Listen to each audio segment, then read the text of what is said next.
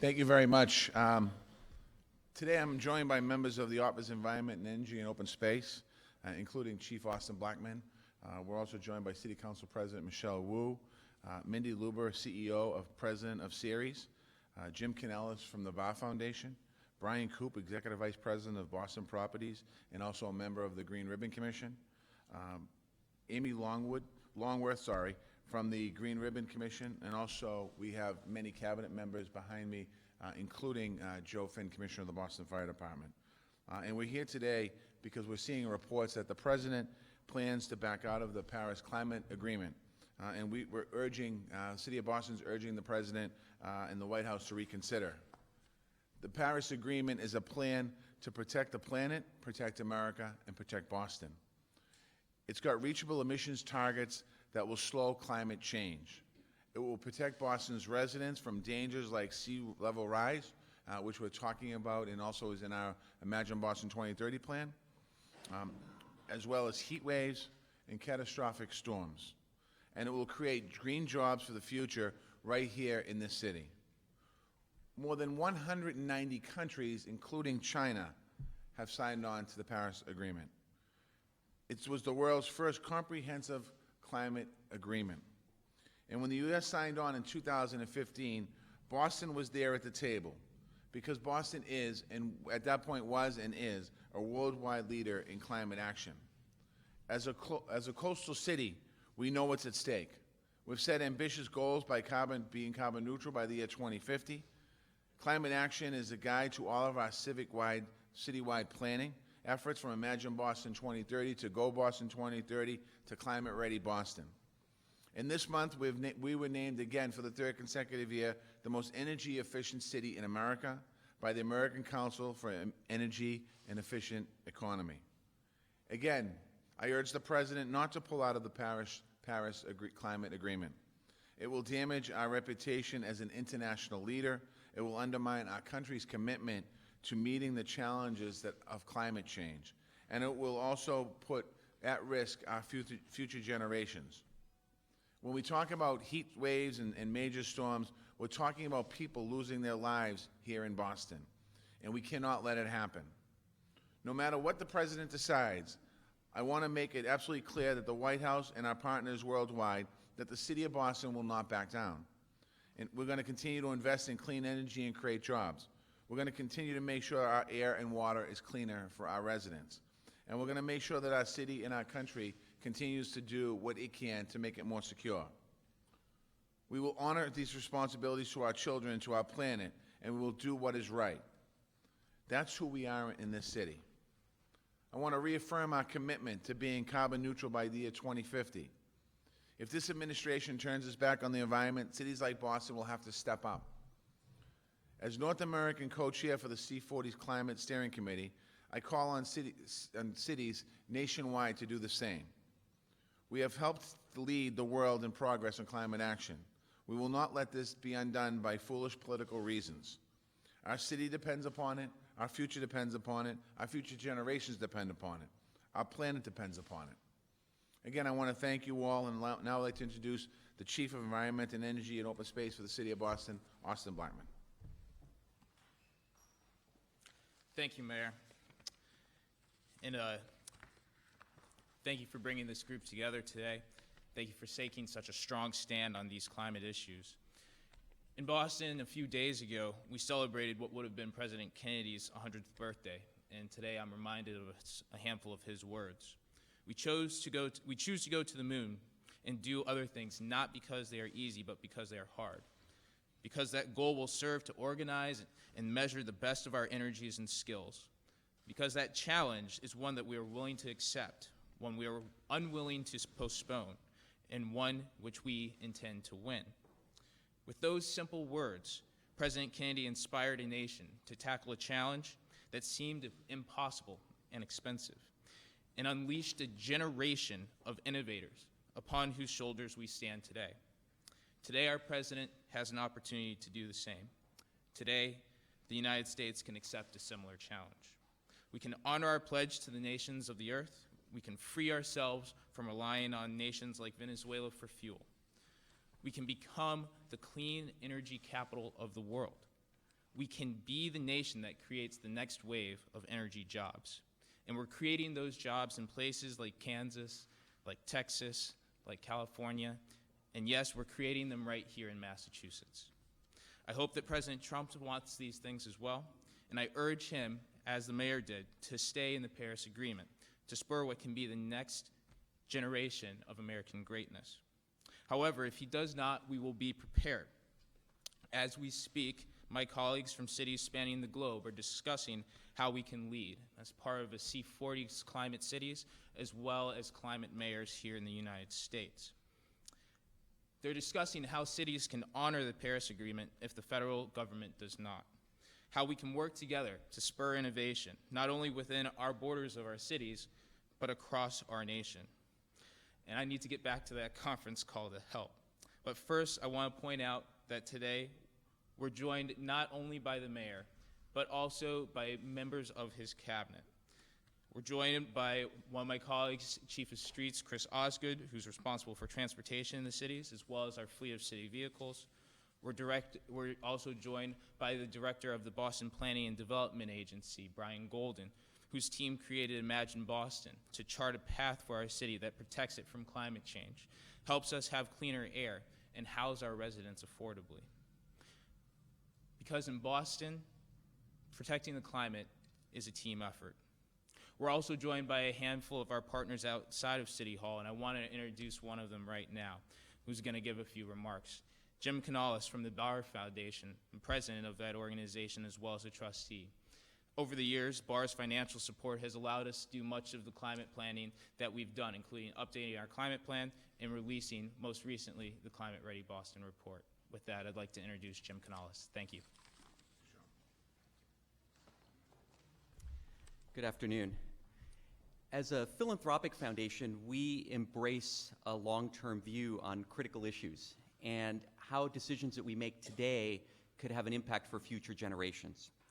So in light of that, it's deeply disappointing to read today's reports that the United States may walk away from the Paris Climate Accord, which, as the mayor said, was the first time that almost 200 countries came together, representing 98% of the world's emissions, and committed themselves to reducing those emissions. In the United States and on climate change issues, Boston has been a leader, and that leadership has only been amplified under Mayor Walsh. The mayor recognizes that cities play a vital role in leading the way on climate by setting ambitious goals and by working hard to achieve them.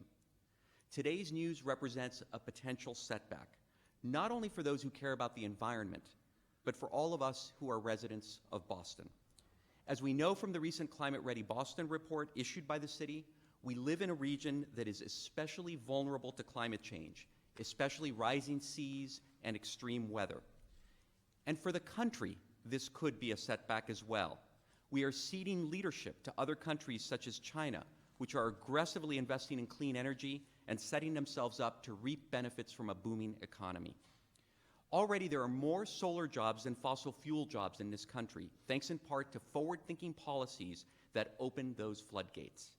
By the day, clean energy is becoming more affordable and accessible, so it's a disappointment that we may be taking a backward step, rather than seizing the opportunities to extend our nation's leadership and double down on the future. Walking away from this historic agreement could also diminish the trust and credibility that our nation has earned, and it compromises our continued ability to negotiate on this and other important issues in the future. Since 2010, the Barr Foundation has committed $110 million in its climate program to helping Boston, Massachusetts, and this region demonstrate the leadership that we need on climate change by setting and making progress toward ambitious goals. Today's decision, if it happens, will not alter that commitment. In fact, it only underscores why our ongoing commitment will remain vital.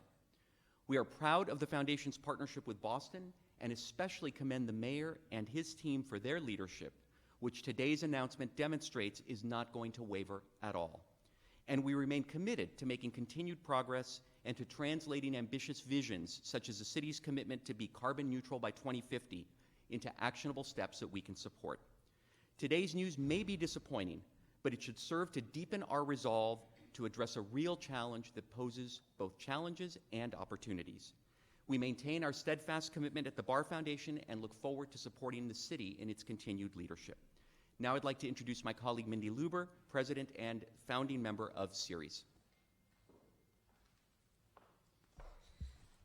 Thank you, Jim. And most importantly, thank you to the mayor.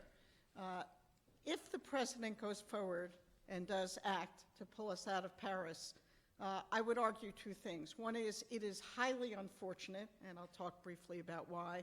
But number two, it is not going to stop progress. And it's not going to stop progress because of people like the mayor here in Boston and because of what we're seeing around the world. So we should start with the fact, though, the United States made a commitment with 195 other countries to tackle one of the world's greatest problems, a challenge that brings risk and opportunities, a challenge that not only impacts the future of our families, as well as the future of our economy. Every sector of our economy is profoundly impacted by climate change. Of the hundreds of businesses and investors we work with, they are all stepping out and calling for action on climate change, not only as human beings and in the face of what it means to our future, but as what it means to their businesses and their investments as it relates to our economy. Tackling climate change is one of the great threats and opportunities for us in the 21st century. And in the global race to create clean energy jobs and strengthen our economy, withdrawing from the climate agreement would not put America first. That's a great saying, but it would put America last, given what's going on. Ignoring the low-carbon economy and instead hitching our future to outdated fossil fuel investments would create a huge problem and be a huge blow for American competitiveness and a major threat to the nation's economic and job growth. As Jim said, of the jobs created over the last year, of every five jobs created, 4 went to renewable energy, 1 went to fossil fuels. That's the direction we're going in. We need to build on that. We need to turbocharge it. We don't need to slow it down. If the president withdraws from the Paris Agreement, the United States would be joining 2 other countries, Syria and Nicaragua, that are not part of this historical global agreement. This decision would threaten the United States' standing in the world and could undermine the stability of the entire accord. While the U.S. sits on the sidelines, we can be sure that China, India, and the more than 195 other nations that are parties and remain committed to the Paris Agreement will race ahead to spur innovation, investments, and create new jobs. This would be a direct threat to the nation's economic growth and a direct threat to our job growth here in the United States and in our cities. The United States business community, we are not talking about the environmental community, which has supported this and worked on it earnestly, but the United States business community, hundreds of investors and companies continue to embrace the low-carbon future and recognize the urgency of tackling climate change. Very briefly, if President Trump decides to pull out of Paris, he is ignoring calls from 280 global investors from around the world who we are working with, urging him to stay in Paris. The country's largest public pension funds, some of the largest banks, urging the president to stay in Paris. Or the 1,100 businesses and over 70 Fortune 500 companies who have urged the president to stay in Paris and support low-carbon policies. Just recently, 30 CEOs that we work with from influential companies like General Electric here in Boston, and Jeff Immelt has made many statements, from Bank of America CEO Brian Moynihan, and from 30 or 28 other major companies, Dow Chemical, Apple, Google, have stood up and called on the president and called the president and put their names publicly in the newspapers saying we need to stay in the Paris Agreement because it's the economic imperative of the future. If the president does move forward, it will slow things down in certain circles. But I will say that the thing that gives me hope as I started is that at the national level, there are people supporting it. There are states around the country, over 17 or 18 states that are supporting strong policies around clean energy and climate change. The cities, 70 or 80 in the United States, with leadership like that of the city of Boston, have stepped up, set specific goals and commitments, and met them and are now looking at how to get to a non-carbon future by 2050 and setting a blueprint and a plan for doing that, and that's not going to stop. And the hundreds of businesses that are saying we commit to 100% renewables by 2020 or 2022, and who are buying electric vehicles and who are changing their transportation practices and who are calling for a price on carbon, those companies are not going to stop. They're going to continue moving forward. I believe we're going to redouble our efforts. If we pull out of Paris, it will be unfortunate. It will impact the United States standing. It will slow certain things down. But to be sure, we have to keep moving. We will keep moving. And with a leadership like the City of Boston, we have every reason to believe that things will move forward and we will get to that low carbon and no carbon future. Thanks very much. Any questions for any of our speakers or anyone up here? Yeah, Dan? For the president on various plans of his, why do you expect him to listen to this one? This is not just Boston speaking. This is cities from around America. At the Conference of Mayors back in January, there was 3 issues that the U.S. Conference of Mayors stood united on. Climate change was one of those. And when I say it was a bipartisan group of mayors, the 3 issues we dealt with down in Washington was the Affordable Care Act, was the immigration, and climate change. And I intend on, we're going to continue to stick together, mayors around America. This is a big deal. Not everyone necessarily pays attention to it, but nor did everyone pay attention to the world as we were polluting it. We're on pace to make some big differences. Last summer, I had the opportunity to go to Beijing, China, and to see what the Chinese government is doing, the national government is doing on climate change and carbon reduction. They're focused on it. And to have the United States of America make a big statement like this that we're pulling out, it's completely the wrong direction for our country and for our city. The mayor of Boston speaking right now, what makes you think that he'll listen to the words that you're saying? We'll see what happens. Mayor, I was going to get your... Hold on a second, you referenced Beijing. Last year when you were in Beijing, there was a big announcement that a major climate summit would come to Boston this year. It appears that is increasingly unlikely. Can you just tell us what's the story with This that? was going to be the 3rd annual U.S. Beijing Climate Reduction Summit. First one happened in L.A. The second one was in Beijing, and we announced Boston last year with Secretary Kerry. And the administration has just not been responding to us to see if they're interested in working on bringing folks here. So we've had some conversations about, do we do something different? But it seems like that series of conversations, particularly if we pull out of Paris, the United States pulls out of Paris, it doesn't seem like there's any interest at all in moving forward with any type of talks with China, which is... Boston and I have spoken about this in the past. There has been some talk about the possibility of having a non-State Department-sponsored conference, and is that a possibility? Is that viable for this year? I mean, I don't know if it's viable for this year. It's obviously, anything's a possibility, and I think that we've had some conversations, Austin and myself, probably off your conversations, about how would we pay for it, how do we move it forward. I've had I've had some conversations with Secretary Kerry to think about if he'd still be interested in being part of this conversation. So it's still in the kind of idea phase at this point. Todd? I just want to get your reaction. As pointed out, the President has not had a final decision. He tweeted a little while ago, I'll be announcing my decision on the Paris Accord over the next few days. And then in all caps uses his catchphrase, "Make America Great Again."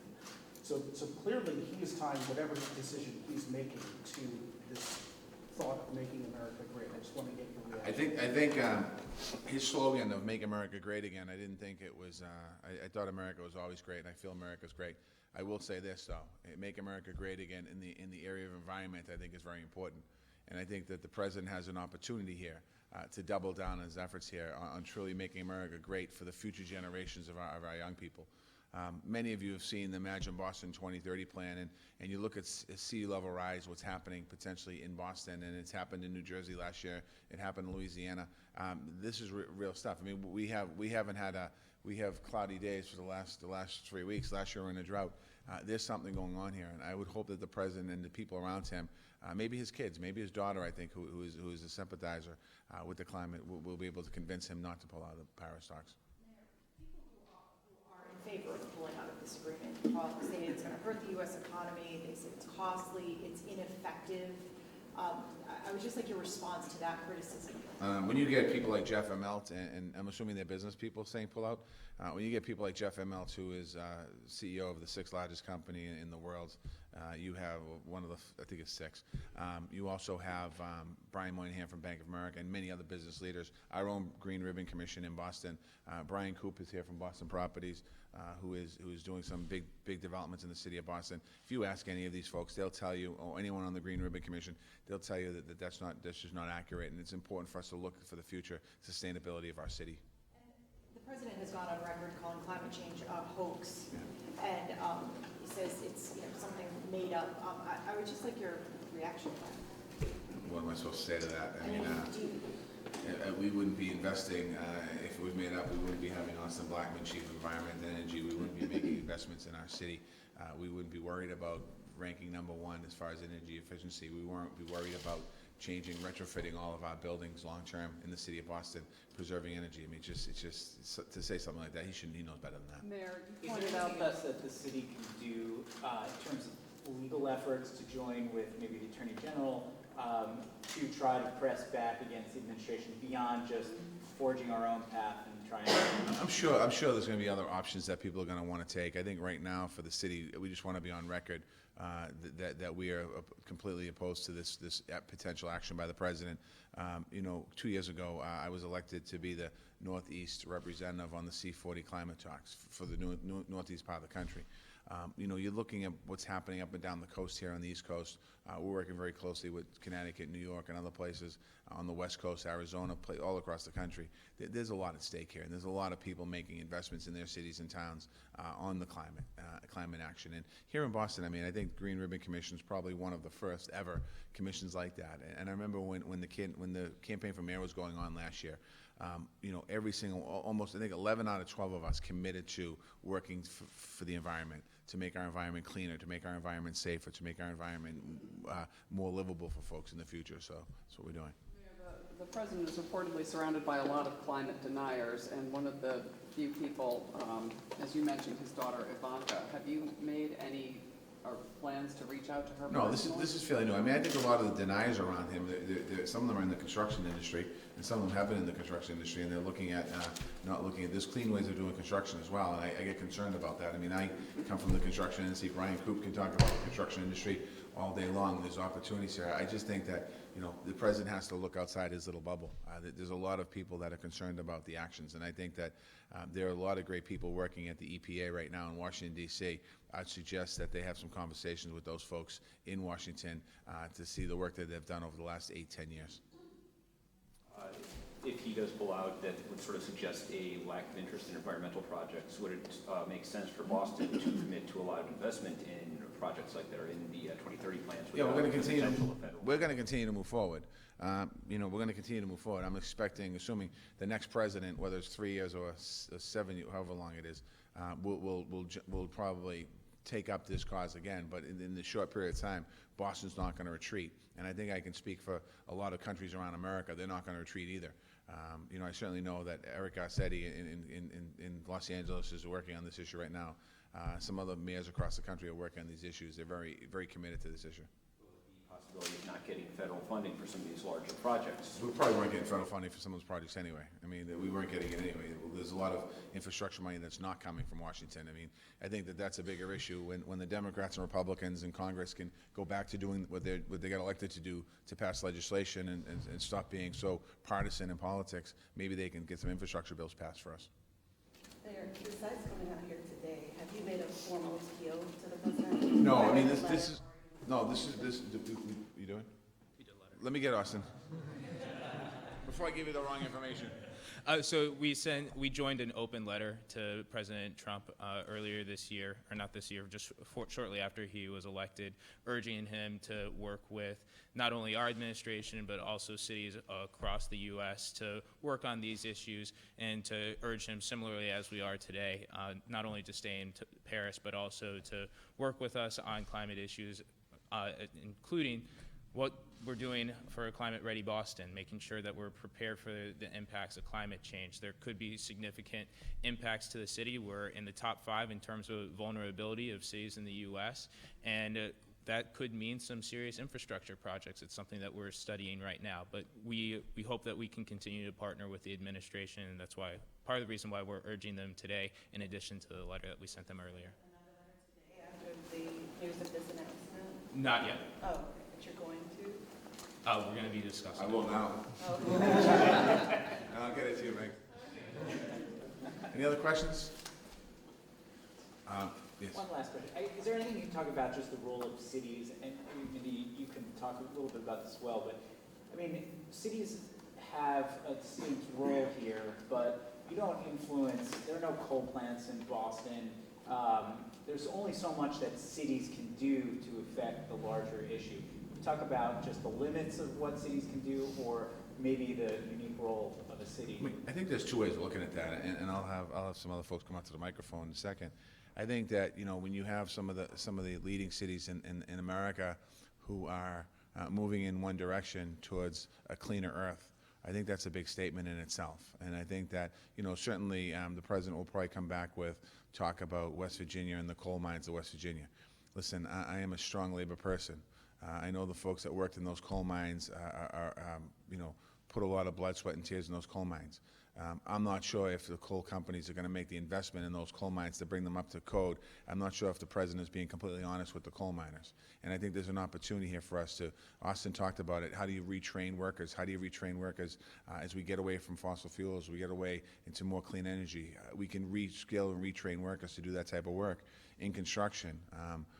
You know, when we think about what we're doing with clean material and the way we're taking buildings down and putting buildings up now, there was an adjustment there for construction workers to learn the new technology and learn the new materials to be able to build. So I think that cities can do a lot. I mean, in the U.S. Conference of Mayors, you know, there's a few hundred cities part of that conversation. Not all will be on the same page.